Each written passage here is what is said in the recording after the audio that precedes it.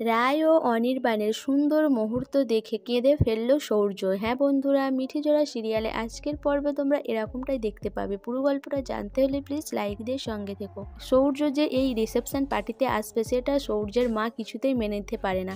বলে এখানে এসে আজকে যে কি করবে কে জানে, ও না আসা অবধি আমিও বাড়ি যেতে পারছি না। এদিকে রায়ের বাড়ির লোক এসে হাজির হয়। অনির্বাণ তার দিকে নিয়ে আসে ভেতরে। রায়ের মা যখন অনির্বাণের মায়ের সাথে কথা বলতে যায় সেই সময় অনির্বাণের মা না দেখার ভান করে ওখান থেকে চলে যায়। অনির্বাণের বাবা বলে যে আপনারা এসেছেন, আপনারা ভেতরে যান, রায়ের সাথে দেখা করুন, ও একটু ব্যস্ত আছে লোকজনের দিকে নিয়ে। এরপর রায়ের মা যায় রায়ের সাথে দেখা করতে। রায়কে দেখে রায়ের বাড়ির লোক খুব খুশি হয়। স্রোত বলে যে দিদিভাই তোকে তো খুব সুন্দর লাগছে, আজকে তো তোকে তোর দিক থেকে চোখ ফেরাতে পারবে না অনিদা। তখন রায় বলে তুই চুপ কর, এত কথা বলছিস কেন। এরপরে রায়ের মাকে রায় বলে যে মা নীলু আসলো না, নীলু ভালো আছে তো। তখন রায়ের মা বলে যে নীলুকে আসতে বলেছিলাম কিন্তু সে নিজে থেকেই আসেনি। তারপরে আমরাও ভাবলাম যে ওর শরীর দুর্বল আছে আর এখানে না আসাটাই ওর ভালো। এরপরে রায়ের মা বলে যে তোরা কথা বল, আমরা এদিকেই আছি। এরপর অনির্বাণ সৌর্যকে দেখতে পায়। সৌর্যকে দেখতে পেয়ে ভেতরে আনতে যায়।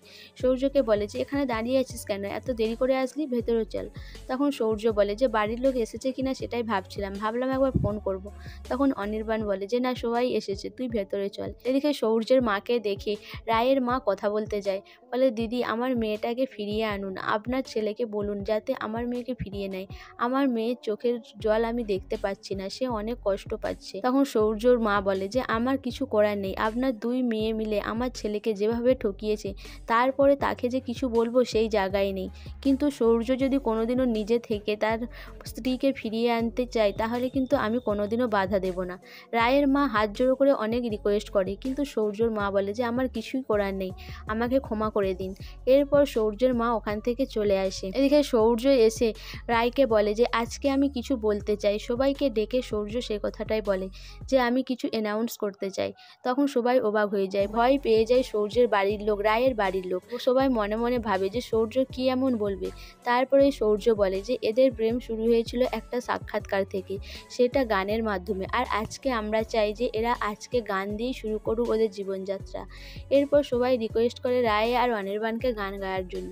রায় আর অনির্বাণ যখন গান গায় সেটা দেখে সূর্য কেঁদে ফেলে। রায় যেভাবে অনির্বাণের দিকে তাকাচ্ছে আর অনির্বাণই বা যেভাবে রায়ের দিকে তাকাচ্ছে সেটা দেখে সূর্য সহ্য করতে পারে না।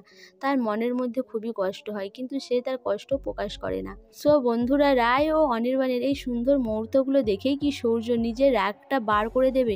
সে কি এবার রায় আর অনির্বাণকে আলাদা করার চেষ্টা করবে? তোমাদের কি মনে হয় অবশ্যই আমাকে কমেন্ট করে জানাবে। আর আমার ভিডিওটা ভালো লাগলে প্লিজ সাবস্ক্রাইব করে দিও আর লাইক কমেন্ট শেয়ার করো।